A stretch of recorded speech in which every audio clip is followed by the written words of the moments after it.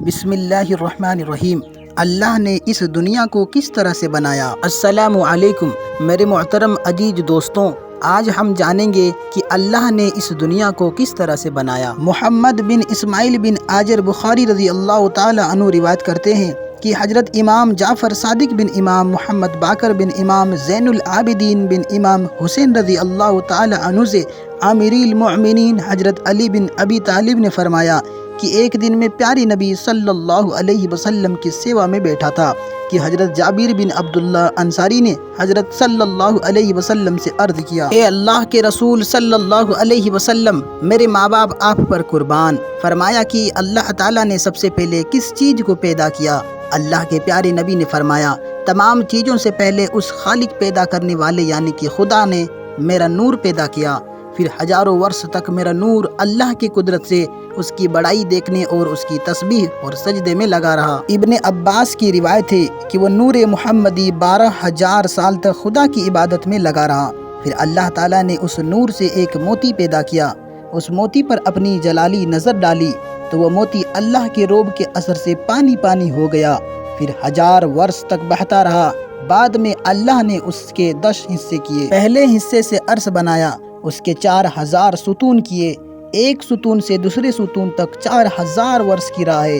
اس کے بعد 4 فرشتے پیدا کیے، ایک آدمی کی شکل میں، دوسرا اونٹ کی شکل، تیسرا خرگوش کی شکل، چوتھا گائے کے جسم کی شکل میں۔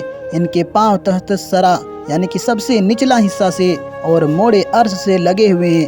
ان کو اللہ نے حکم دیا کہ عرش کو اٹھا لو، انہوں نے بہت طاقت لگایا مگر ان سے اٹھ نہیں سکا۔ پھر اللہ کی طرف سے یہ ارشاد ہوا کہ ہم نے تم کو 7 زمین و آسمان کا زور دیا، اٹھا لو۔ پھر انہوں نے طاقت لگا کر اٹھانا چاہا مگر نہ اٹھ سکا۔ اس کے بعد حکم ہوا کہ تسبیح پڑھ کر اٹھا لو، سبحان ذی الملک والملکوت، سبحان ذی العزت والعظمت والحبت والقدرت کالکمل والجمل والکبریاء والجبروت، سبحان الملک الحی الذی لا ینم ولا یموت، سبح قدوس ربنا ورب الملائکۃ والروح۔ جب فرشتوں نے تسبیح پڑھی، اللہ کی قدرت سے عرش اٹھا لیا۔ دوسرے حصے سے قلم بنایا، اس کی لمبائی 500 سال راہ کی اور چوڑائی 40 سال راہ کی ہے۔ تیسرے حصے سے لوہے محفوظ حفاظت کی ہوئی تختی بنایا، اس کی اونچائی 100 سال کی اور چوڑائی 100 سال کی ہے، اس کے چاروں طرف یاقوت جڑا ہے۔ پھر قلم کو حکم ہوا کہ لکھ۔ عرض کیا، مولا کیا لکھوں؟ اللہ کا حکم ہوا، لکھ میرا علم، میرا خلقتے۔ میں عرض کیا، مولا شروع کس طرح سے کروں؟ اللہ کا فرمان ہوا، شروع کر، بسم اللہ الرحمن الرحیم۔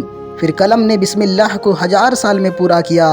اس کے بعد اللہ کا فرمان ہوا، لکھو، میں معبود ہوں، میرے علاوہ کوئی عبادت کے لائق نہیں، محمد میرے رسول ہے، جس نے میرے فیصلے پر بھروسہ کیا، میری بھیجی مصیبتوں پر صبر کیا، میری نعمتوں پر شکر کیا اور میرے حکم پر راضی ہوا، اور میرے سب نبیوں میں سب سے افضل اور بڑھ کر ہوگا، میرا محبوب ہوگا، میں اس کے صدقے میں گنہگاروں کی بخشش کروں گا۔ اور جس نے میرے فیصلوں پر بھروسہ نہ کیا، میری بلا پر صبر نہ کیا، میری نعمتوں پر شکر نہ کیا اور میرے حکم پر راضی نہ رہا، اسے بھی چاہیے کہ مجھے ہی معبود چنے۔ پھر قلم نے لکھا اور لکھتی چلی گئی، یہاں تک کہ لکھ ڈالا ورषा کی بوندوں کو، پیڑوں کے پتوں کو، ریگستانوں کے ریتوں کو، اور قیامت تک جو ہونے والا ہے۔ لکھتے لکھتے جب قلم نے محمد صلی اللہ علیہ وسلم کا نام سنا تو عرض کیا کہ اے خدا، تیرے جیسا اور تیرے برابر کا کوئی نہیں۔ پھر یہ کس بزرگ کا نام ہے؟ آواز آئی کہ یہ نام میرے حبیب کا ہے، وہ مخلوق خاص ہے، میری ساری مخلوق میں سب سے افضل اور بڑا ہے۔ سبحان اللہ، اگر میں اسے پیدا نہ کرتا تو میری قدرت ظاہر نہ ہوتی۔ قلم نے جب یہ آواز سنی تو ہیبت سے اس کا سینہ پھٹ گیا۔ روایت کیا جاتا ہے کہ لوح حرکت میں آئی کہ میرے جیسا کوئی نہیں ہے، کیونکہ مجھ پر خدائی علم لکھا گیا ہے۔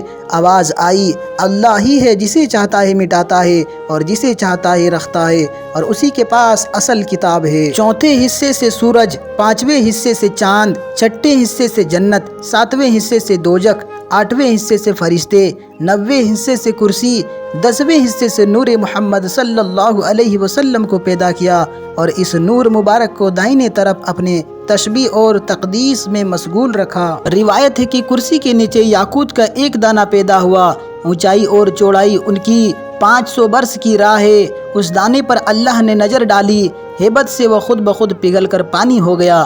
اس کے بعد دخینی اتری ہوا کو پیدا کر کے حکم دیا کہ تم چاروں کونوں پر اس پانی کے موج کرو، جھاگ نکالو۔ پھر اس کی قدرت سے آگ پیدا ہوئی اور پانی پر گئی، اس کا دھواں نکل کر کرسی اور پانی کے بیچ میں ہوا پر لٹک گیا۔ اس دھوئیں کو اللہ نے 7 پارا کیا، ایک پارے سے پانی کا آسمان، دوسرے سے تانبے کا آسمان، تیسرے سے لوہے کا آسمان، چوتھے سے چاندی کا آسمان، پانچویں سے سونے کا، چھٹے سے مروارید کا اور 7ویں سے یاقوت کا آسمان ہوا۔ ایک آسمان سے دوسرے آسمان کا فاصلہ 500 سال کا راستہ ہے۔ پھر اللہ تعالیٰ نے اپنی قدرت سے اس پانی کے جھاگ سے لال مٹی کی پیٹھ پیدا کی۔ اس کی جگہ جہاں اب خانہ کعبہ ہے، اللہ نے اپنی قدرت سے فرشتوں کو پیدا کیا۔ اس کے بعد حضرت جبریل، میکائیل، اسرافیل اور اسرافیل علیہم السلام کو حکم ہوا کہ چاروں کونے اس مٹی کو پھیلا دو۔ اس کے پھیلانے سے یہ زمین پیدا ہوئی۔ روایت ہے کہ ایک دن عبداللہ بن سلام نے حضرت رسول خدا صلی اللہ علیہ وسلم سے عرض کیا کہ اے اللہ کے رسول، زمین کو کس چیز سے قرار ہے؟ فرمایا، کاف پہاڑ سے زمین اور آسمان کی ہریالی اسی کا سایہ ہے۔ کاف پہاڑ کی اونچائی 500 برس کی راہ ہے، اور کاف پہاڑ کے اس پار 7 زمینیں مسک کی، 7 کافور کی اور 7 چاندی کی ہے۔ 70,000 علم یعنی کہ جھنڈا ہے، ہر علم کے نیچے 70,000 فرشتے ہیں۔ روایت کرنے والے نے پھر عرض کیا، اے اللہ کے پیارے رسول، اس کے بعد کیا ہے؟ فرمایا، ایک اجگر ہے، اس کی لمبائی 2000 سال راہ کی ہے۔ فرمایا کہ 7ویں زمین پر فرشتے، 6ٹھی زمین پر شیطان اور اس کی اولاد، اور 5ویں زمین پر دیو، اور 4تھی پر سانپ، اور تیسری پر جانور تکلیفیں پہنچانے والے، اور دوسرے پر پریاں، اور پہلی زمین پر سب آدمی ہے، اور 7ویں آسمان کے نیچے ایک گائے ہے، اس کے 4000 سینگ ہے، ایک سینگ سے دوسرے سینگ تک 500 سال راہ کی دوری ہے، اور یہ 7 مہرائے طبقے زمین کے اس کے سینگوں کے درمیان ہے، اور وہ گائے کھڑی ہے ایک مچھلی کے پشت پر، اور یہ مچھلی پانی پر ہے، اس پانی کی گہرائی 40 سال کی راہ کی ہے، اور وہ پانی ہوا پر لٹکا ہوا ہے۔ ہوا اندھیرے پر ہے، اندھیرا دوزخ پر ہے، دوزخ آسمان کے ایک پتھر پر ہے، پتھر فرشتے کے سر پر ہے، فرشتہ ہوا پر ہے۔ ہوا اللہ کی قدرت سے لٹکی ہوئی ہے، اور اس کی قدرت بہت زیادہ ہے۔ عبداللہ بن عباس فرماتے ہیں کہ تحت الثری نام تاجہ گلاب کا ہے، جو 7ویں زمین کے نیچے ہے، اور اس کے نیچے دوزخ ہے۔ اس میں ایک فرشتوں کا سردار ہے، اس کا نام مالک ہے۔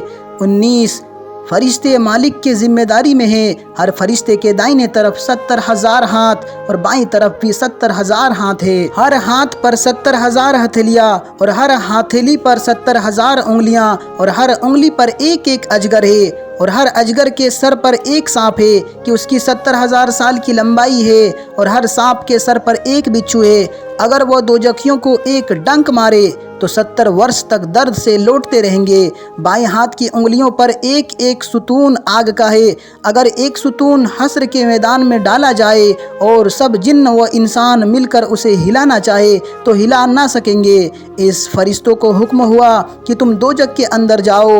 انہوں نے عرض کی کہ خدایا ایسی جلتی آگ میں کس طرح جائے؟ حضرت جبریل علیہ السلام نے اللہ کے حکم سے ایک انگوٹھی جنت سے لا کر ان کے ماتھے پر اس سے داغ دیے۔ انگوٹھی پر لکھا تھا لا الہ الا اللہ محمد الرسول اللہ۔ یہ سب اس لیے کیا گیا تاکہ دوزخ کی آنچ ان پر اثر نہ کرے۔ تب وہ 19 فرشتے دوزخ میں گئے اور قیامت تک وہی رہیں گے۔ دوزخ کے 7 دروازے ہیں، ہر دروازے کے لیے ان میں سے ایک گروہ تقسیم کیا گیا ہے۔ دوزخ کے 7 دروازوں کے نام: دوزخ کا پہلا دروازہ جہیم ہے، دوسرا جہنم، تیسرا سقر ہے، چوتھا سعیر ہے، 5واں نتا ہے، 6ٹھا حاویہ ہے، اور 7واں حطمہ ہے۔ روایت ہے کہ ایک دن حضرت جبریل نے پیارے نبی صلی اللہ علیہ وسلم کی خدمت میں وہاں بھیجی تھی کہ یکایک زلزلے کے صدمے سے زمین و پہاڑ ہل گئے اور اس کے ساتھ ہولناک آواز آئی۔ پیارے نبی صلی اللہ علیہ وسلم نے حضرت جبریل سے پوچھا کہ یہ کیسی آواز تھی؟ جبریل نے عرض کیا کہ اے اللہ کے رسول صلی اللہ علیہ وسلم، آدم علیہ السلام کے آگے 7,000 ورष سے ایک پتھر دوزخ میں ڈالا گیا ہے، آج تک وہ نیچے چلا جاتا تھا، ابھی وہ قہر حطمہ میں پہنچا۔ یا اس کی آواز تھی؟ حضرت صلی اللہ علیہ وسلم نے پوچھا وہ کس کی جگہ ہے؟ عرض کی کہ منافقوں کی چھٹے درجے میں کسرک رہیں گے، پانچویں درجے میں بت پرست رہیں گے، چوتھے درجے میں شراب پینے والے، تیسرے درجے میں ترسا، دوسرے درجے میں یہودی اور پہلے درجے میں آپ کی امت کے گنہگار رہیں گے۔ دوزخ کے ایک دروازے سے دوسرے دروازے تک 70 برس کی راہ ہے، ایک سرپوش سنگین کی جس کی چوڑائی 50 سال کی راہ ہے دوزخ کے منہ پر رکھا ہے۔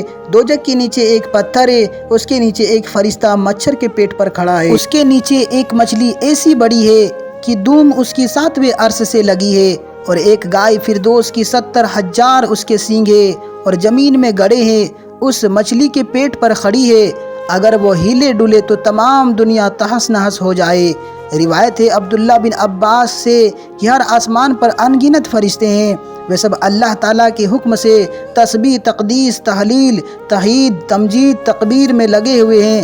اگر ایک پل اللہ کی یاد سے غافل ہو تو انوار الہی کی تجلی سے جل بھون کر خاک ہو جائے۔ یہ فرشتے کچھ گائے کی شکل کے ہیں، کچھ سانپ کی شکل کے ہیں، کچھ گید کی شکل کے ہیں، کچھ کا آدھا بدن برف کا ہے، کچھ کا آنگ کا ہے، کچھ قیام میں ہے، کچھ رکوع میں ہے، کچھ سجدے میں ہے اور کچھ قصود میں ہے۔ وہ قیامت میں اس عبادت کے باوجود معافی کی درخواست کریں گے۔ پھر خدا نے اتوار کے دن عرش اٹھانے والوں کو پیدا کیا، پیر کے دن آسمان کے 7 طبق پیدا کیے، منگل کو زمین کے 7 طبق پیدا کیے، بدھ کو اندھیارا پیدا کیا، جمعرات کو زمین کے منافع، جمعہ کو سورج، چاند اور تاروں کو اور سب آسمانوں کو حرکت دی، اور سنیچر کے دن پوری کائنات پیدا کر کے فراغت حاصل کی۔ ایک روایت ہے کہ اللہ تعالیٰ نے ریت کو پیدا کر کے ہوا کو حکم دیا تو ایک حصہ اس کا زمین پر اور ایک حصے کو زمین کے اندر لے گئی۔ اس کے بعد بے دھوئیں کی آگ پیدا کر کے اس سے جنوں کی قوم پیدا کی، جنوں سے دنیا بھر گئی۔ ان پر ایک پیغمبر یوسف نام کا بھیجا، جنوں نے اس پیغمبر کی بات نہ مانی بلکہ اسے مار ڈالا، زمین پر ظلم کرنے لگے۔ تب اللہ تعالیٰ نے حضرت اجرائیل کو اور فرشتوں کے ساتھ بھیجا، انہوں نے سب کو مار کر ان کی گندگی سے دنیا کو پاک کیا۔ پیارے دوستو، آپ سے گزارش ہے کہ اگر یہ ویڈیو آپ کو پسند آئی ہو تو ویڈیو کو لائک کرے اور چینل کو سبسکرائب بھی کر لے تاکہ ایسے ہی ویڈیو آپ کو دوبارہ ملتی رہے۔ اب انشاءاللہ جلد ہی ملیں گے اور ایک نیو ویڈیو کے ساتھ، تب تک اپنا خیال رکھے۔ السلام علیکم، اللہ حافظ۔